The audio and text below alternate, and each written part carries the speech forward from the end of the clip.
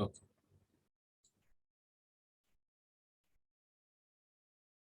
All right. So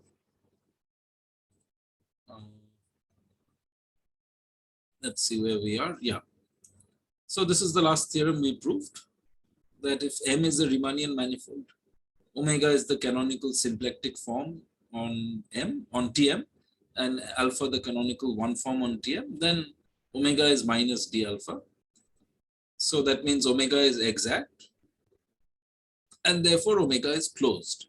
What we wanted to show is that omega is closed, right? Then it's a symplectic form, because then we need omega to be closed for many things. For example, to show that that Hamiltonian vector fields preserve the symplectic form. For that, you need the symplectic form to be closed, right? I mean, that you'll see when you use Cartan's formula to prove that the flow of a Hamiltonian vector field preserves the symplectic form. So, any questions about what we did here?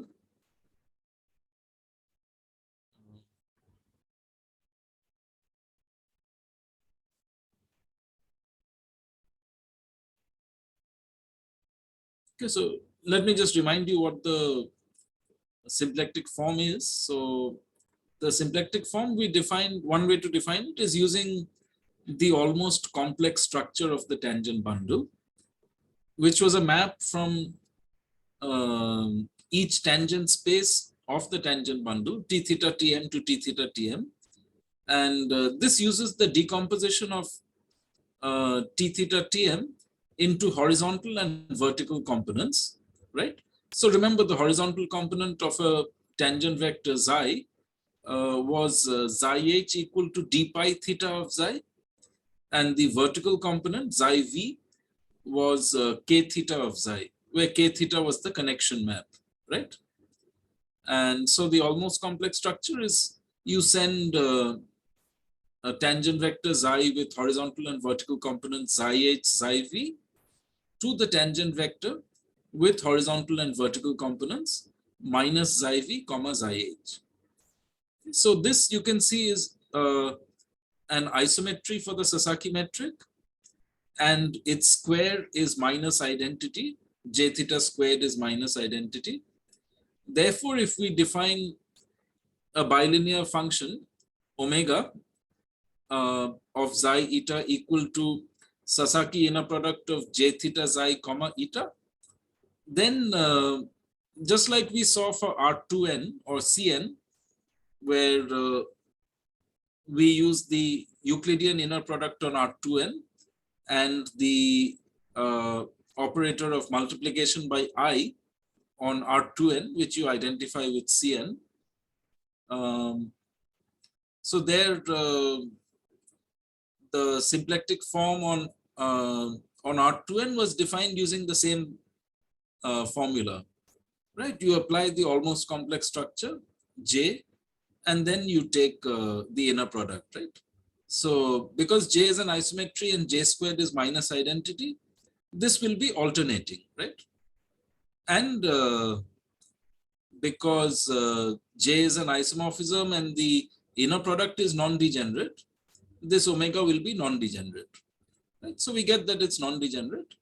And then to show that it's closed, we look at the one form alpha. So alpha is going to be a linear functional on tangent vectors, xi elements of t theta tm.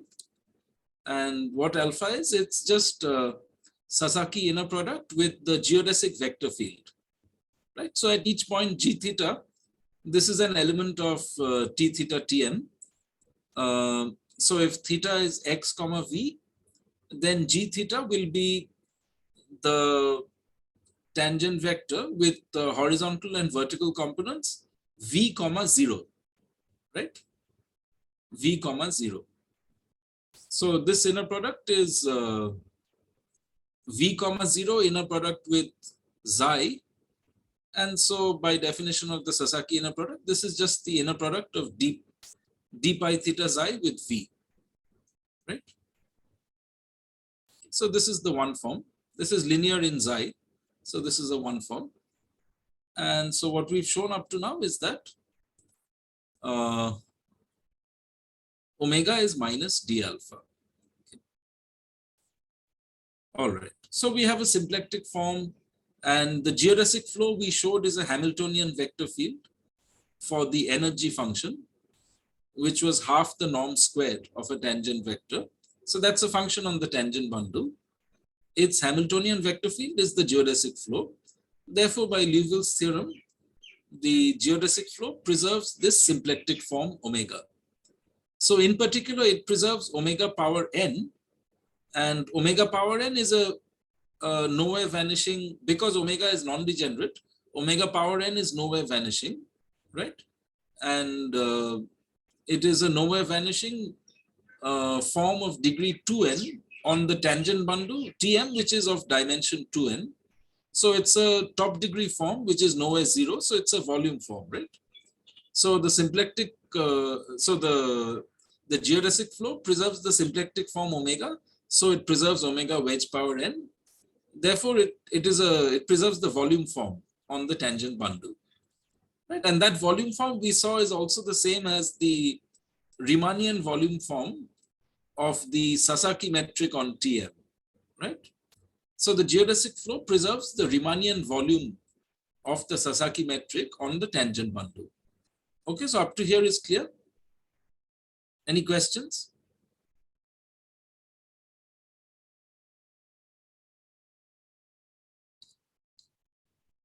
Okay. Now, what we're going to do finally now is look at the last kind of structure related to the tangent bundle. So the tangent bundle is a manifold of dimension 2m, right? And maybe we should note this, that so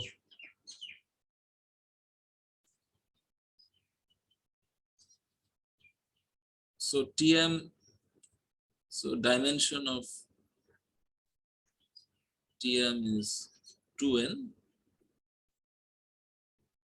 and so we have the geodesic flow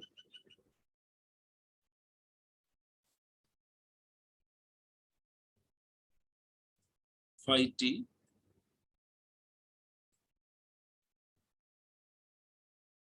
from Tm to Tm. Now, if I take a positive number r and I define Trm to be the set of tangent vectors theta equal to p comma v, where p belongs to n, v belongs to TPM. I look at tangent vectors of length r, so norm v equal to r. So this is basically the union of all the spheres of radius r in all the tangent spaces of M, right? Okay. So it's clear that the geodesic flow, so this is a subset of the whole tangent bundle. The geodesic flow preserves this subset of the tangent bundle. These are invariant under the geodesic flow. Is this clear? Yes? Yes, sir. Okay, this is because for gamma geodesic,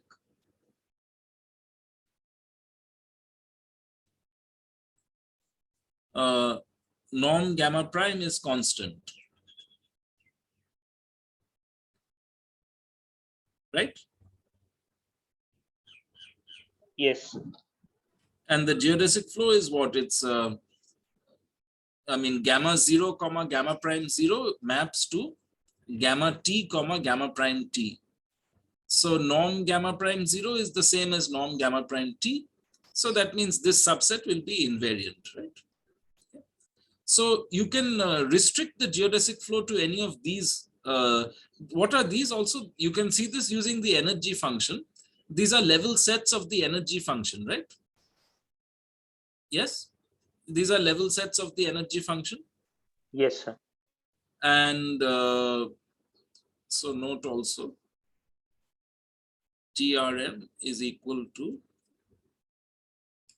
the set where H is equal to half R squared, right? Yes. H Tm to R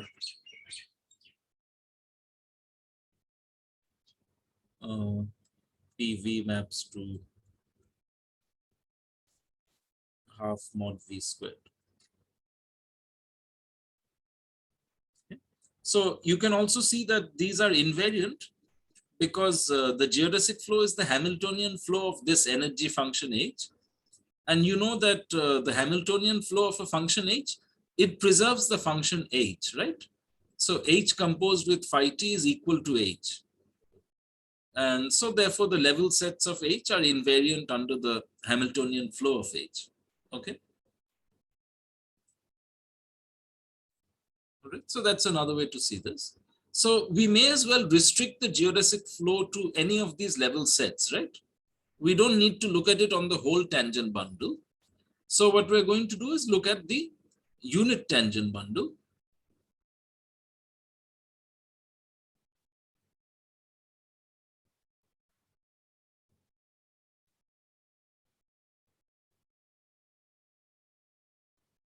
T1n. Okay. So what is this is a manifold of dimension. What is the dimension of this manifold?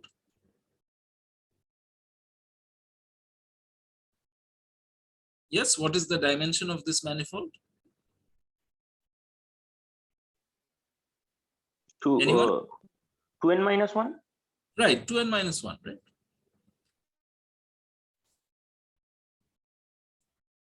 Yes, I mean, this is the union of all the spheres, the unit spheres in each tangent space. So locally, you can write it as a product of the manifold, which is Rn cross S2n minus 1, right? Sorry, Sn minus 1, Rn cross Sn minus 1, Rn cross Sn minus 1, right?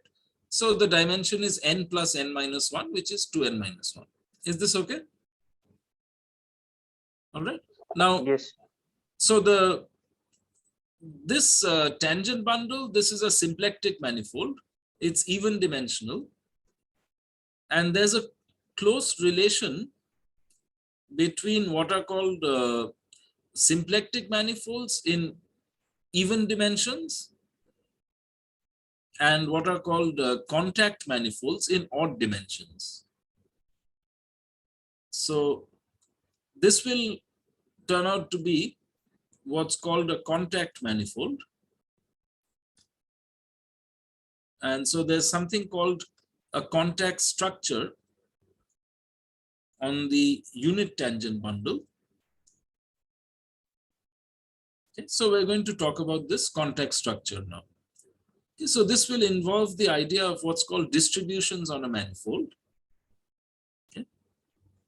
So let's get to the notes and we'll see what these are. So we're going to talk about contact structures. So first, what is a distribution on a manifold? So in geometric terms, it is the tangent bundle is a vector bundle, right, over the manifold M. A distribution is a sub bundle of the vector bundle Tm. So that means it's also a vector bundle of over M, which pointwise each fiber is a subspace of the tangent space. Okay.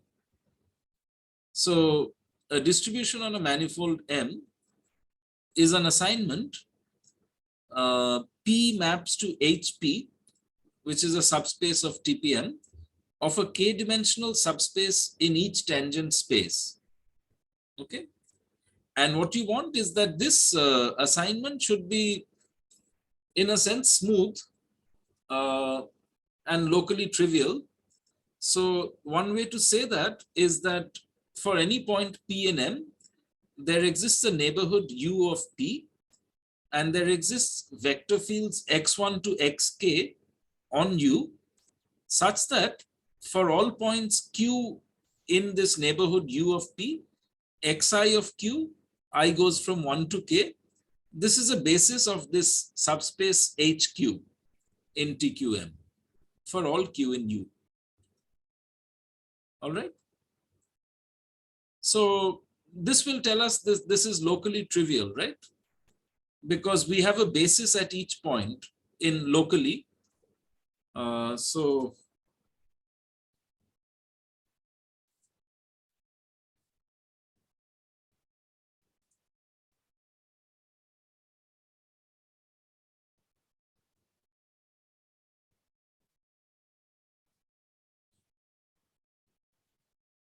So distributions.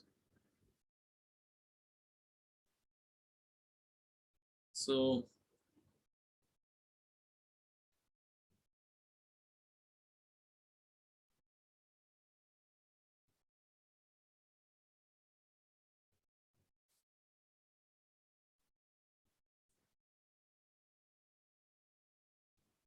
a distribution of rank k on a manifold M is an assignment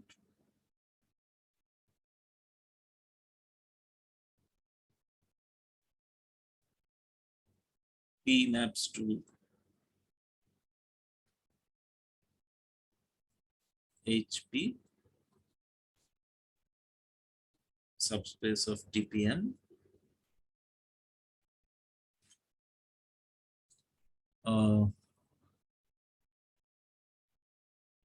of a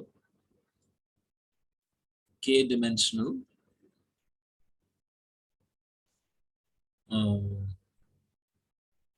subspace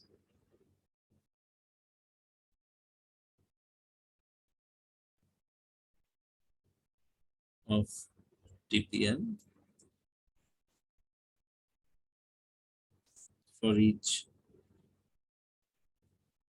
P and M, such that for all P and M, there exists a neighborhood U of P and vector fields x1 to xk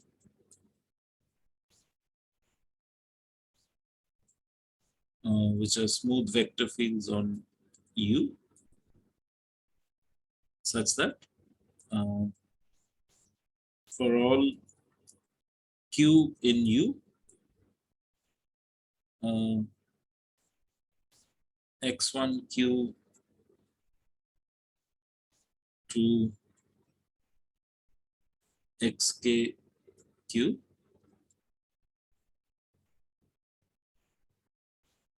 is a basis of HQ. Okay. So the distribution H is equal to the disjoint union over P and M of HP. So this is a subspace, a subbundle of the tangent bundle. Okay. This is your distribution. And this condition that we gave, that you can find these vector fields. This tells us this is locally trivial. So H, so pi, the projection map maps H down to M. This is locally trivial. That means it's locally a product.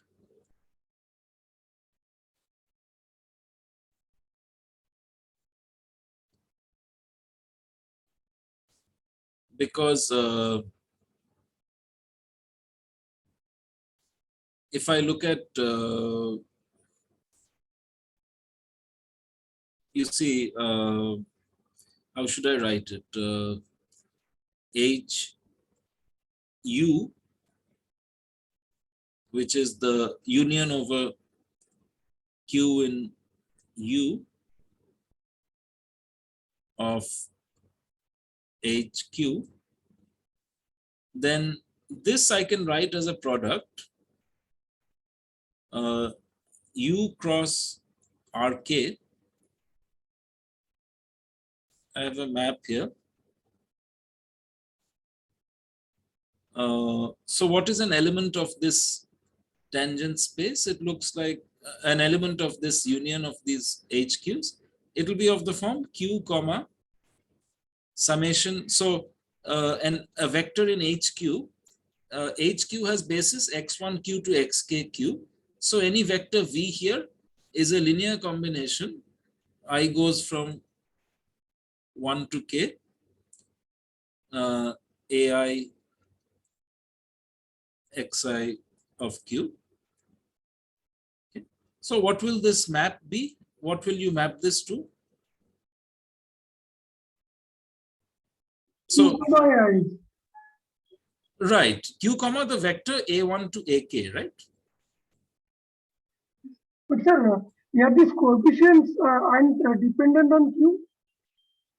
And do you want these coefficients to be dependent on Q? Or? Yes, yes, of course. They're dependent on I mean, no, they're not dependent on right? Q. No, they're not functions. They're not functions. They're not functions. This is the form of any vector in HQ. They're not functions. Yeah. What is an element of HQ? It's a linear combination summation ai xi of q, right? Yeah. A1 to ak range over all of Rk, right? For each q. So I'm saying that since HI is a local frame for HQ. The xi's are a local frame for the HQs, yeah. Yes.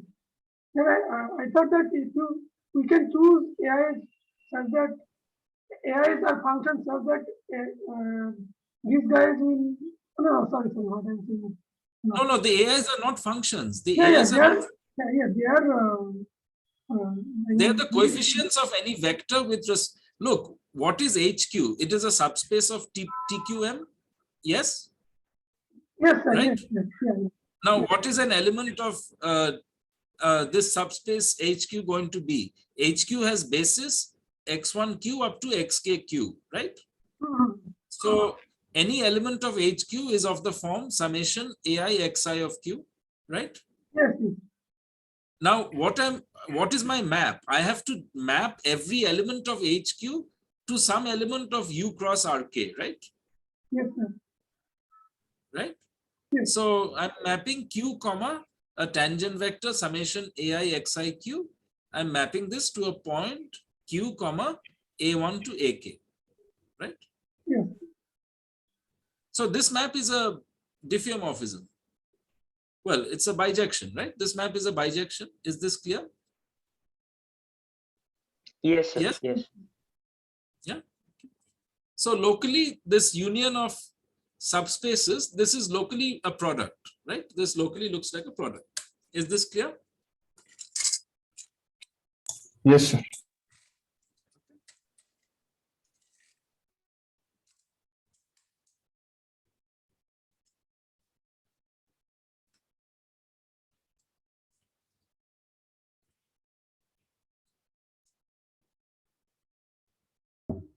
Sir, Yes.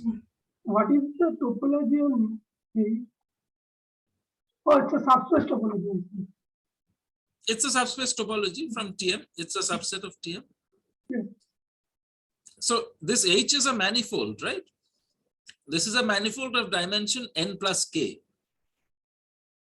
right? Because we have, these are charts to Yes. U cross arcade. These are charts. These are charts. These are bundle charts on, these are vector bundle charts Sir, on H. Yes. sir, P equals to HP perp also distribution. Sorry. If I map Yes. P That equals to will also, HP, correct. That will also be a distribution, right? Because you can see at the point P, I can extend x1 to xk. I can extend it to a basis of TPM, right? yes, sir, yes, sir, yes, sir. Okay. At the And point choose P, the I mat. can, Okay. wait, let me explain. I can extend it to a basis of TPM such that xk plus 1 to x n, this is a basis of HP perp. Okay, I can do that. Yes, sir. Now what I do is I extend the xk plus 1 to xn. I extend them to smooth vector fields in a small neighborhood of P. All right.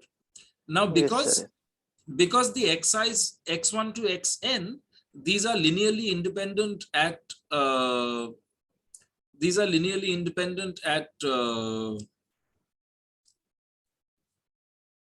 right at P. So they will stay linearly independent in a neighborhood of P. Yes, Yes. because it's just Yes. some non-vanishing of some determinant, which is a Yeah, continuous, yeah. right? So they'll stay Yeah. linearly independent in a neighborhood of P. Now Yes, sir. those xk plus 1 to xn, what I do is I take their orthogonal projections to HP perp, right? Yes. So so those will be at P, those are linearly independent, right? And so in a neighborhood of P, those will stay linearly independent. So the orthogonal projections will give me a basis of HP perp for in a neighborhood of P, of HQ perp for Q in a neighborhood of P. And so that means that HQ perp will have a smooth basis of vector fields in a neighborhood of P. Is that clear? Yes, sir, yes. It's clear.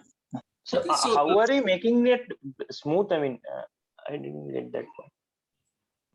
Because the orthogonal projection map will be smooth. So projections of smooth vector fields will be smooth. No, so to begin with, how do I define that xk plus 1 to xn? That thing. I to be just smooth? take any xk plus 1 to xn which are smooth in a neighborhood of P. That I can do. Because All I want is, look, all I want is the value at P. They should be a basis of HP perp. because right? my tangent bundle is locally trivial. That's why I can choose a smooth vector field. That's why you are saying that I can take a local frame. I can extend this frame to a local frame. Yeah, look, I mean, if I have one element of the tangent bundle, if I have a tangent vector at a point, then there exists a vector field in a neighborhood of that point which equals the given tangent vector at the given point, right? Yes. That you don't need anything, you don't need a frame, nothing. It's just vector at a point, you can extend it to a smooth vector field in a neighborhood, right? Yes. So that's all. I have n minus k tangent. I have n minus k tangent vectors at P. Those are a basis of HP perp. I extend those to smooth vector fields in a neighborhood of P. Okay. Okay. Yes, fine. Now I take their orthogonal projections for all Q in a neighborhood of P. I take their orthogonal projections to HQ perp. Okay. The claim is the orthogonal projections will also be smooth. If that is true, then I'm done, because the orthogonal projections at P are equal to the xi's themselves, right? because Mhm. at P I chose them to be a basis of HP perp. So at P Yes. they're equal to Xi's, which are linearly independent. So in a Hmm. neighborhood of P by continuity, linear independence means non-vanishing of a determinant. It's an open condition. So in a neighborhood of P, the orthogonal projections of the Xi's will stay linearly independent. So there'll be a basis of HP perp, right? Mhm. Yes? In a Yes, sir. neighborhood. Yes. So all I need is the smoothness. For the smoothness, well, there you need the fact that, okay, so I mean, locally my tangent bundle, there I use the trivialization, right? So TU is U cross Rn. And okay, and this I further map to V subset of Rn cross Rn, okay? Yes? So my inner product is then on for points, so if I take an X in V here, right, my inner product VW at X is given by some matrix, right? It's W transpose G of X V, right? Where G is a smooth map from V to MNR, taking values in positive definite symmetric matrices, right? Yes. Right. Okay. Mhm. Yeah. So Yes. what will my orthogonal projection map be? It will be in terms of this G of X, Yes. right? So Right. Right. yeah. Okay, okay. So that you can see the orthogonal projection map will be smooth. Because the subspace is varying smoothly. So the orthogonal projection map will be smooth.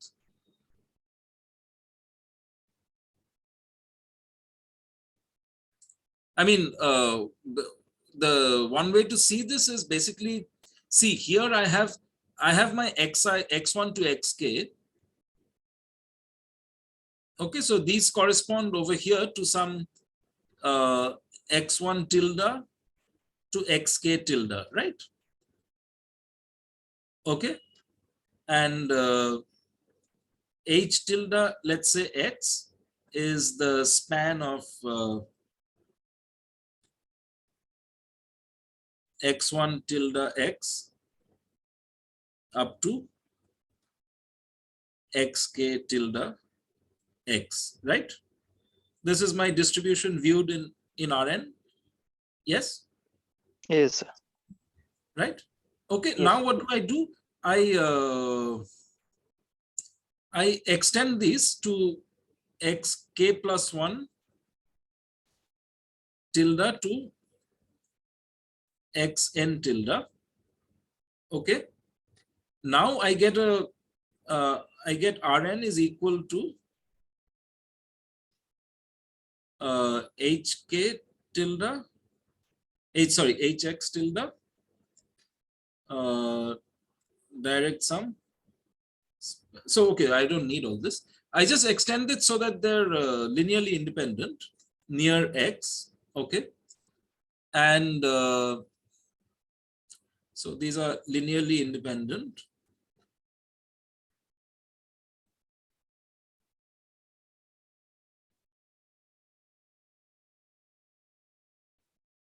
Okay, and then I apply a sort of Gram-Schmidt to this. Okay, so let me think for a second.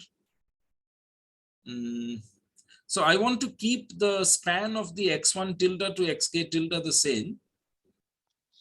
So in the Gram-Schmidt, the spaces remains the same. If I keep on adding a vector, the subspaces, the Right, span right. remains In the same. the span remains the same, exactly. So if I apply Gram-Schmidt to this, right, then then these x1 tilde to xk tilde, the Gram-Schmidt depends smoothly on the point because the inner product depends smoothly on the point, right? Right. Yes. Yes. So when I apply Gram-Schmidt, then I'll get a smooth orthonormal basis of hk of hx tilde, and then the orthogonal projection in terms of Gram-Schmidt is just you take the coefficients with respect to the last n minus k vectors, right? So that tells Yes. you that the orthogonal projection will vary smoothly. Is that clear? Yes, sir.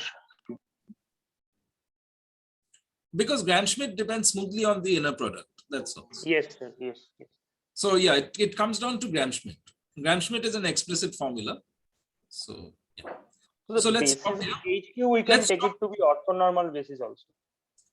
Let's stop 1 second and we'll start again. We're less than a minute. So let's stop now. We'll start again.